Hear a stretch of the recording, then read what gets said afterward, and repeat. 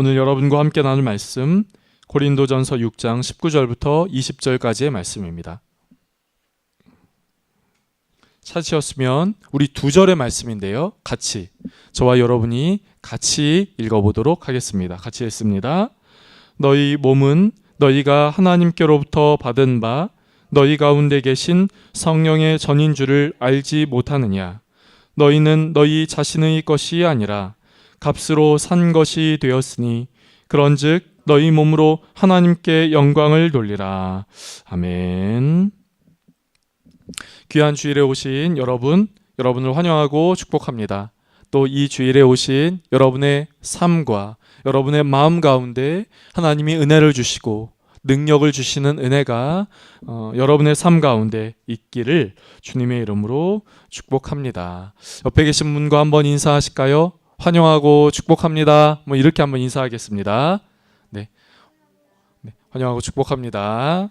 우리 잠옷실에 있는 시온이도 환영하고 축복합니다. 네. 여러분 여기 보시면 마이크가 있지요. 마이크 혹은 우리 주변에 물건이 있다고 했을 때 여러분 그것의 가치, 이 마이크의 가치를 어떻게 평가할 수 있을까요? 대부분의 많은 사람들은 이 마이크 얼마예요? 100만 원이요. 오우, 비싸네요. 좋은 거겠네요. 이렇게 생각을 하지요. 만약에 여러분 이 마이크가 1,500만 원이라면 여러분은 이 마이크에 대해서 아마 오우, 엄청 좋겠네요. 성능이 좋겠네요. 그것의 가치가 높겠군요. 라고 우리는 그렇게 생각을 하곤 합니다. 값이 비싸면 가치가 높고 그 값이 싸면 가치가 낮다고 생각하곤 하지요. 그런데 사실 잘 따지고 보면 값의 높고 낮음보다도 이것의 가치는 이것이 어떻게 쓰이느냐 하는 것에 따라 이것의 가치가 결정이 되지요. 만약 이 마이크가 지금 이 자리에서 저의 목소리로 혹은 여러분의 소리로 찬양하고 예배하는 데 쓰인다면 이것의 가치가 있을 것이고, 이것이 만약 저 창고 한 구석에 있다면 이것이 아무리 비싸더라도 이것의 가치가 있다고 이야기를 할 수는 없을 것입니다. 저의 부모님 집에, 본가 부모님 집에 피아노가 있거든요. 그 피아노는 제 여동생이 초등학교 때 피아노 학원을 다니면서 부모님한테 사달라고 해서 부모님이 사주신 그 피아노입니다. 여러분, 피아노를 구입하고 처음 몇 달은 엄청 자셨습니다. 매일 쳤지요. 매일 연습하고 학교 갔다 오든 놀다 가든 밥 먹다 가든 생각나면 치고 또 치고 그렇게 했지요. 그러나 점점 피아노 의자에 앉는 시간이 조금씩 줄어드는 겁니다. 그러다가 언젠가부터는 어머니의 잔소리가 있어야 동생이 피아노에 앉아서 연습을 하더라고요. 그리고 조금 더 시간이 지나자 아예 사용하지 않고 부모님의 잔소리가 있어도 피아노 의자에 앉아 피아노를 치는 일들이 별로 없었습니다. 여러분, 피아노를 쓰지 않으면 그 피아노는 어떻게 됩니까? 액자를 놓는 그 테이블처럼 되죠. 여러분의 집에 혹시 헬스 기구가 있다면, 실내 자전거가 있다면 아마 그것이 이른바 우스갯소리로 빨래거리가 된다 하는 그런 말과 비슷하게요. 우두커니 세워놓고 무언가의 받침용으로밖에 사용하지 못한다면 그것이 아무리 비싸고 아무리 고가이고 명품이고 브랜드이라 할지라도 그것의 가치는 없을 겁니다. 여러분, 사람의 가치도 역시 마찬가지입니다. 그 사람의 학문, 재능, 지위, 명예, 권세 등등을 가리켜 우리는 그 사람의 가치를 평가하지요. 그 사람의 장점이 어느 것이 있고 어느 것이 빼어나며 또 어느 것을 보완하면 좋겠다 그 사람에 대해서 이야기를 합니다. 그런데 여러분, 그것이 비싸고 좋은 것을 갖고 있고 소유가 많고 명예와 권세가 아무리 높다 할지라도 그것이 그 사람의 진정한 가치 평가의 기준이 되지는 못합니다. 즉, 어떤 것을 가지고 있느냐 하는 것보다 그 사람이 그것들을 가지고 어떤 목적으로 그 인생을 어떻게 사느냐, 어떻게 쓰임받느냐 하는 것이 그 사람의 가치 평가의 기준이 되는 것이죠. 여러분, 미켈란젤로라는 인물을 아십니까? 미켈란젤로 아시죠? 이탈리아의 유명한 조각가 미켈란젤로가 14살 때 이야기입니다. 당시 최고로 유명한 조각가 보톨로 조반이라고 하는 사람에게 이 미켈란젤로가 배우러 들어갔어요. 문화생이 된 것이죠. 어느 날 이 스승이 미켈란젤로를 보니까 이 제자의 재능이 너무나 뛰어난 거예요. 그래서 이렇게 질문을 했습니다. 미켈란젤로야, 위대한 조각가가 되기 위해서 가장 필요한 것이 무엇이라고 생각하느냐? 위대한 조각가가 되기 위해서 필요한 것이 무엇이냐? 이 질문에 대하여 미켈란젤로는 이렇게 대답을 했습니다. 선생님, 저에게 주신 재능을 열심히 갈고 닦는 것입니다. 그러면 위대한 조각가가 될 수 있습니다. 스승은 이 말을 듣고 이렇게 이야기를 했습니다. 아니야. 재능만 가지고는 안 되는 것이다. 너의 재능을 갖고 무엇을 위하여 어디에 써야 되는지 너는 결정해야 한다. 그리고 이 스승은 제자를 데리고 당시 유명한 조각상 2개를 보여주었어요.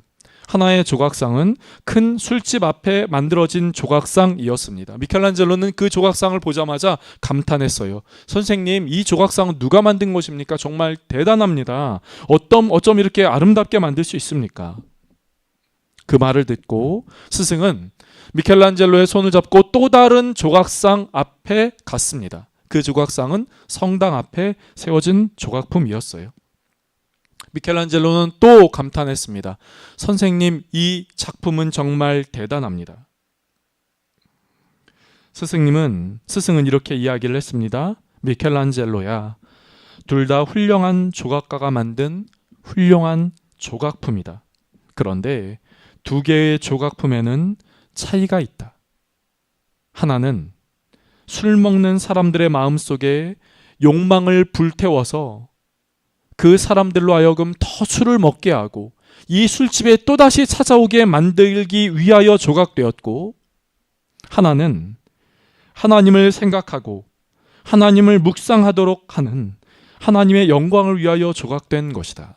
미켈란젤로야, 너는 너의 재능을 갖고 무엇을 위하여 사용되기를 원하느냐? 그러자 이 14살의 미켈란젤로는 이렇게 대답했습니다. 선생님, 저는 저의 재능을 하나님을 위하여 사용하겠습니다. 라고 3번 이야기를 했다고 하지요.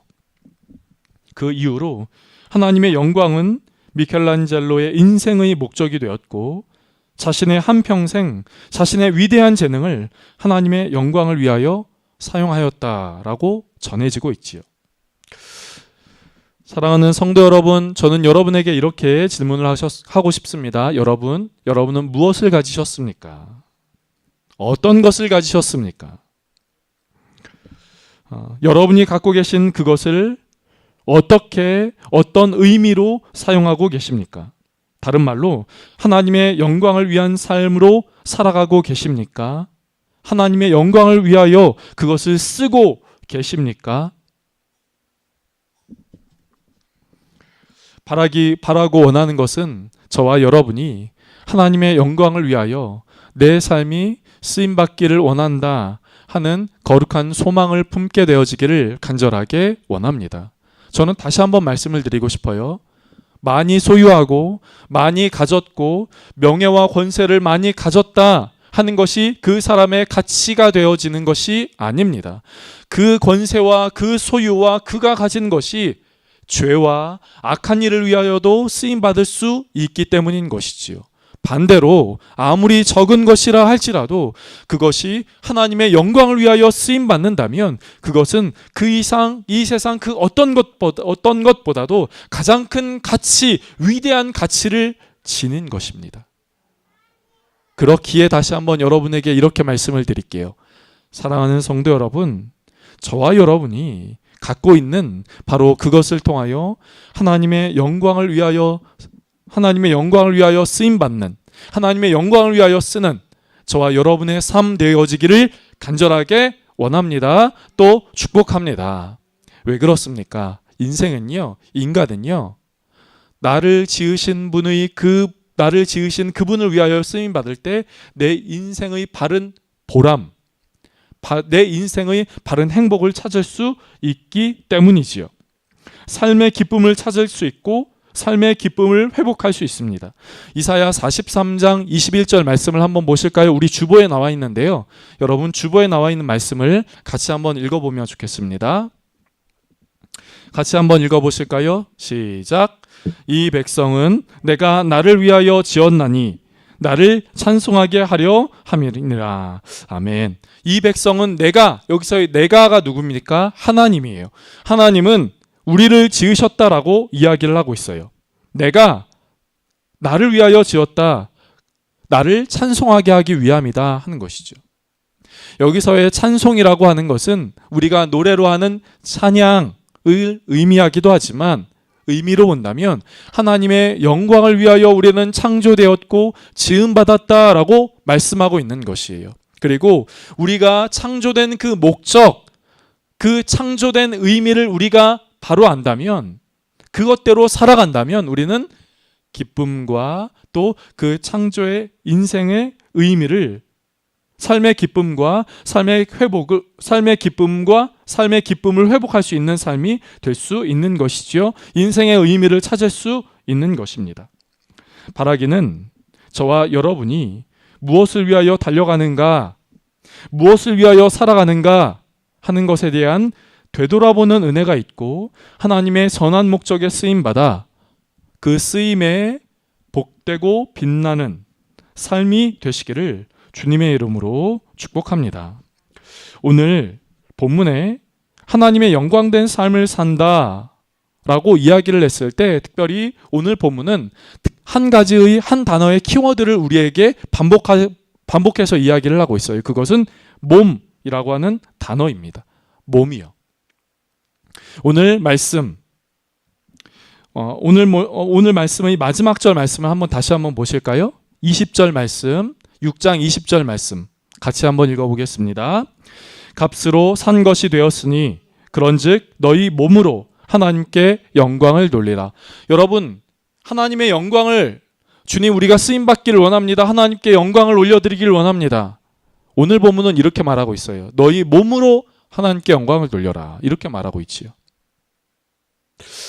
그런데 우리 몸으로 하나님께 영광을 돌린다 하는 것이 어떤 의미가 있을까요? 오늘 함께 읽지는 않았지만 오늘 본문의 시작은 사실 12절부터 시작을 해야 하거든요. 12절 말씀은 이렇게 말씀하고 있습니다. 여러분 눈으로 한번 보시면 좋겠는데요. 12절 말씀은 이렇게 말하고 있지요. 모든 것이 내게 가하나 다 유익한 것이 아니요 모든 것이 내게 가하나 내가 무엇에든지 얽매이지 아니하리라. 이것을 쉬운 성경으로 말하면 이렇게 말하고 있습니다.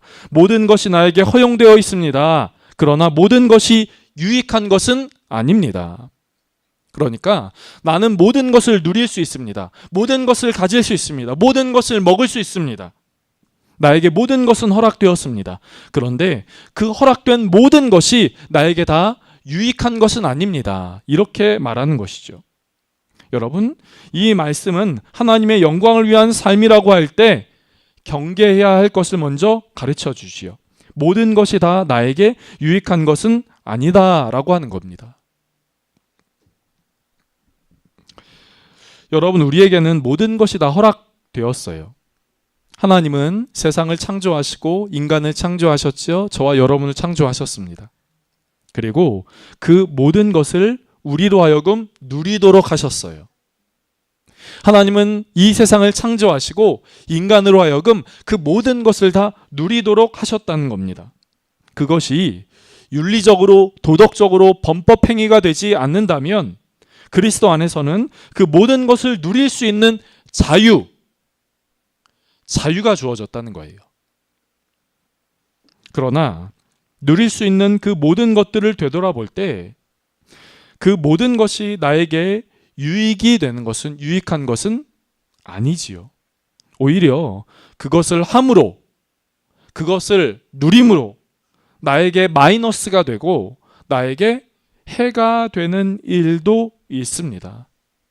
그리스도인에게는 더욱 이러한 것들이 있지 않습니까?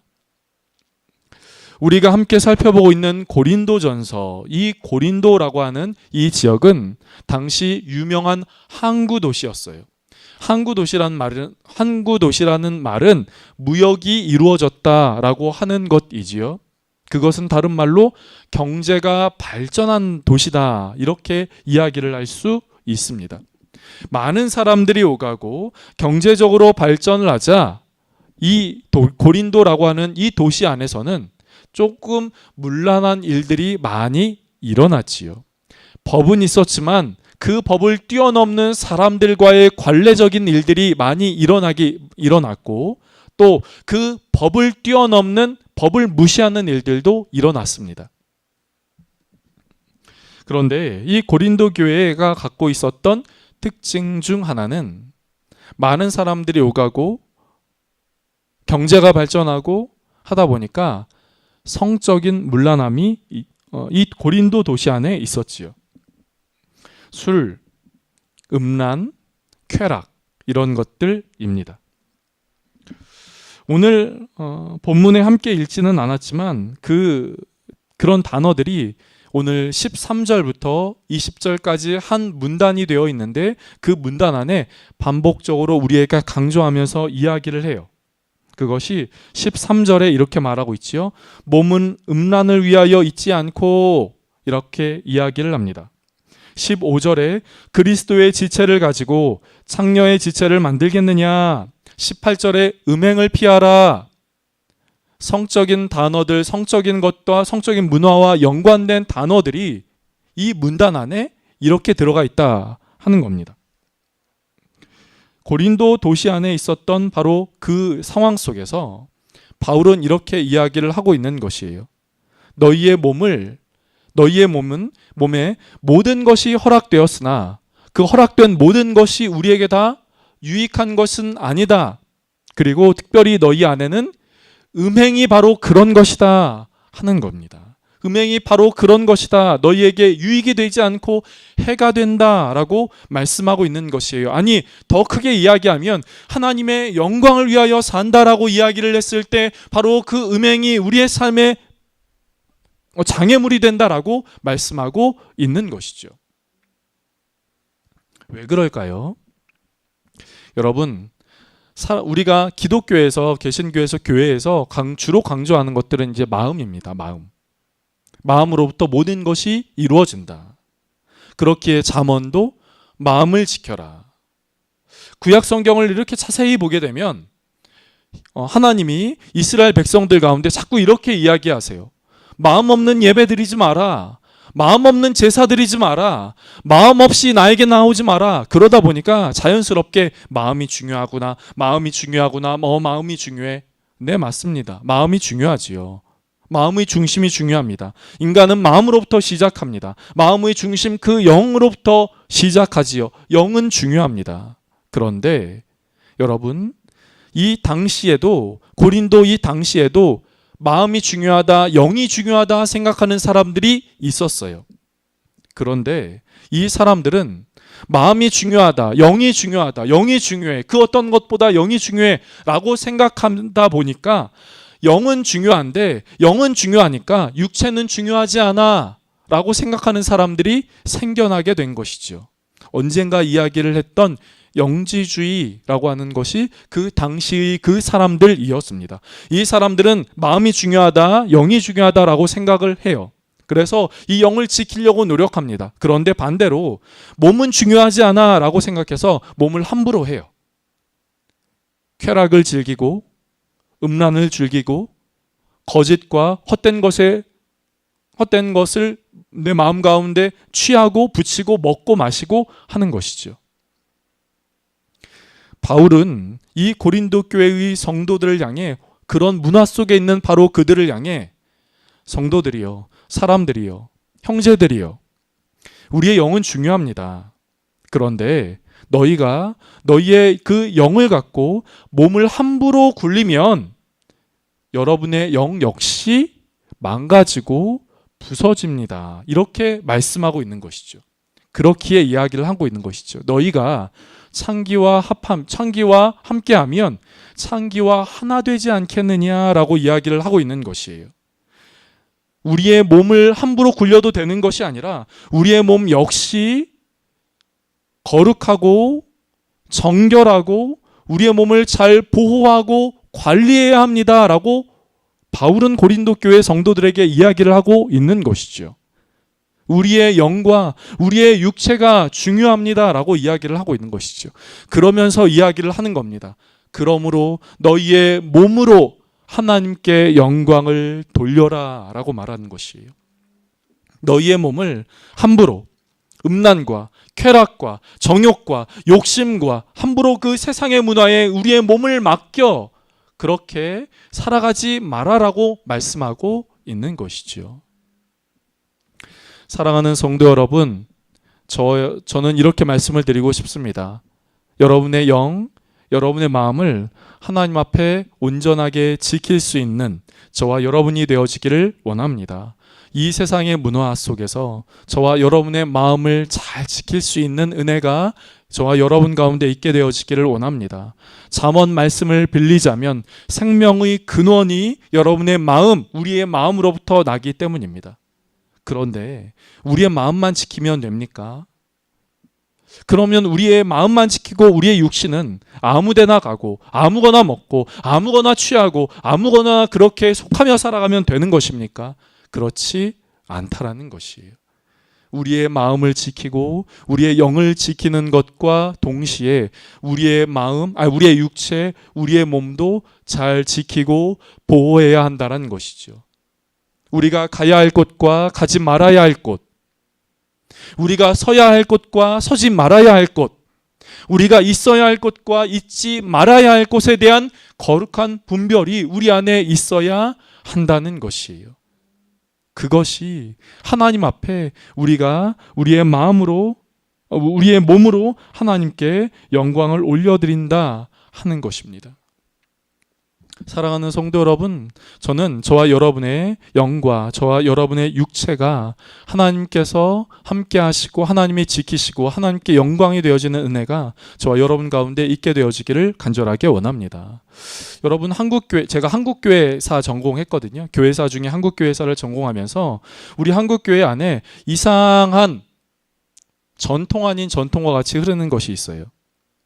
그것은 주일은 거룩하다 하는 것이에요. 주일은 거룩하다.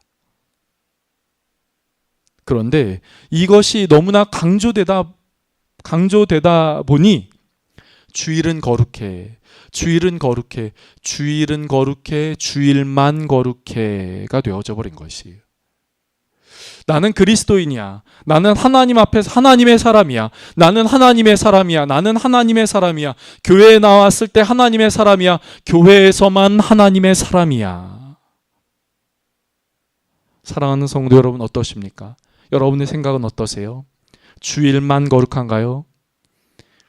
주일에 교회에 나왔을 때만 하나님의 사람입니까? 사랑하는 성도 여러분, 하나님은 일주일 중 주일, 일요일만 창조하신 것이 아닙니다. 우리의 일주일 전체를 창조하셨어요. 그리고 우리로 하여금 이 땅 가운데서 주일만, 교회 안에서만 살아가도록 하는 것이 아니라 교회 안에서 살고 교회 안에서 갖고 있는 그 은혜를, 누린 은혜를 세상 가운데 나아가 세상에서도 그리스도인으로 살아가라 라고 말씀한 것이죠. 주일만 거룩하고 주일만 하나님의 사람으로 살다 보니 이 땅 가운데 교회는 하나님의 영광을 드러내는 존재, 하나님의 영광을 드러내는 공동체이기보다 그들만의 집단, 그들만의 공동체, 그들만의 사회 속으로 분리가 되어 버린 것이지요. 사랑하는 성도 여러분, 저는 저와 여러분의 마음 가운데 주님, 제가 하나님의 영광을 위하여 삶을 살겠습니다 하는 마음이 있으시다면, 하나님, 제가 주일만 거룩한 것이 아니라 우리 일상의 삶도, 일주일의 삶도 거룩한 삶으로 살아가게 되기를 원합니다 하는 그 마음을 품는 은혜가 저와 여러분 가운데 있게 되어지기를 원합니다. 주님, 제가 교회 안에서만 그리스도인이고 교회 안에서만 믿는 사람으로 살아가는 것이 아니라 세상 안에서도 살아가면서 그리스도인으로 살아가게 되기를 원합니다 하는 그 거룩한 열망이 저와 여러분 가운데 있게 되어지기를 간절하게 원합니다. 저는 한 가지만 더 말씀을 드리고 싶어요. 우리의 몸으로 하나님께 영광을 돌린다 하는 것이 우리의 삶 가운데 어떻게 실현되고 적용될 수 있을까요? 그것은 저와 여러분의 삶의 목적에 하나님을 개입시키는 겁니다. 하나님을 개입시키는 거예요. 하나님, 내일, 다음 주, 한 달, 1년 앞으로 내 삶에 성인이 되고 또 결혼을 하고 또 이후의 삶을 살아가는 그 삶 속에서 나는 이런 계획이 있습니다. 이런 계획이 있습니다. 이런 계획이 있습니다. 라고 이야기를 할 때 그것을 하나님과 결합시키고 하나님을 개입시키는 거지요. 내가 내년에 민영아 고2로 공부를 1등급을 받기를 원합니다. 1등급 받았으면 좋겠습니다. 주님 지혜 주십시오. 이렇게 기도할 수 있지요. 민영아 이렇게 기도해. 그런데 그것 가운데 더하여서 하나님 1등급 통해서 제가 하나님의 영광을 위하여 삶을 살겠습니다. 하나님의 뜻을 위하여 살겠습니다. 라고 기도하는 것이죠. 하나님을 개입시키는 겁니다. 하나님을 포함시키는 거예요. 하나님, 내가 나중에 이런 꿈을 갖고 이런 인생의 목표를 갖고 이런 인생의 목적이 있습니다. 그리고 이런 목적을 갖고 이런 목표를 갖고 살겠습니다 할 때 그 인생의 목표에 하나님을 개입시키는 것이에요. 하나님, 그 인생의 목적, 내가 나중에 이런 직업, 이런 삶의 목적을 갖고 살아갈 때 하나님, 하나님의 뜻이 하나님을 위하여 또 하나님이 기뻐하시는 것을 위하여 이렇게 더불어 하게 되기를 원합니다 하는 그 하나님의 개입이요. 그것이 있을 때 우리의 삶은 하나님의 영광을 위하여 사는 삶이 될 수 있는 것이죠. 나 따로, 하나님 따로, 나는 여기, 하나님은 저기, 하나님, 나 하나님 앞에 예배 드렸어요. 이걸로 끝이죠. 이걸로 만족하시지요 라고 하는 것이 아니라 우리의 삶의 인생의 목적, 인생에 살아가는 그 순간들 속에서 하나님을 개입시키는 겁니다. 하나님을 포함시키는 거예요. 그렇게 할 때 우리의 인생은, 우리의 삶은 교회 안에서뿐만 아니라 세상 속에서, 그 세상 속에서 하나님의 영광을 위하여 쓰임받는, 하나님의 영광을 위하여 살아가는 삶이 될 수가 있는 것이죠. 저는 오늘 이렇게 말씀을 정리하고 싶습니다. 사랑하는 성도 여러분, 저는 저와 여러분이 하나님의 영광을 위하여 사는 삶이 되기를 원한다 하는 열망이 있게 되어지기를, 소원이 있게 되어지기를 간절하게 바랍니다. 어떻게 하나님의 영광을 위하여 산다는 것입니까? 우리의 몸으로 하나님께 영광을 돌리는 겁니다. 우리의 몸이란 무엇입니까? 우리가 살아가는 바로 이 땅의 삶의 현장입니다. 주일뿐만 아니라 평일의 삶에서도요. 교회 안에서뿐만 아니라 교회 밖에서의 삶에서도요. 그때 내 삶에 하나님을 개입시키고 내 삶에 하나님을 포함시키며 저와 여러분의 삶을 통하여 하나님이 영광 받으시는 일들이 있는 귀한 삶이 되시기를 주님의 이름으로 축복합니다. 기도하겠습니다. 좋으신 하나님, 우리가 하나님의 영광을 위하여 사는 은혜가 있게 하여 주옵소서. 하나님의 영광을 위하여 쓰임받는 삶이 되게 하여 주시옵소서. 주님, 이를 위하여 우리의 몸으로 하나님께 영광을 돌리게 하여 주시옵소서. 특별히 우리의 삶의 현장 속에서, 매일의 삶 가운데, 앞으로의 계획 속에서 주님, 그 계획이 나만의 계획, 나를 위한 계획, 그것이 아니라 하나님이 함께 하시고 하나님을 포함시켜서, 그래서 하나님의 영광을 위하여 살아갈 수 있는 은혜가 우리 모두의 삶 가운데 있게 하여 주시옵소서. 바라고 원하는 것은 이렇게 하나님의 영광을 위하여 살기를 원합니다. 하나님의 영광을 위하여 내가 살겠습니다 라고 다짐하고 고백하는 그 심령들 위에 하나님 도우시고, 하나님 인도해 주시고, 하나님 능력을 허락하여 주시옵소서.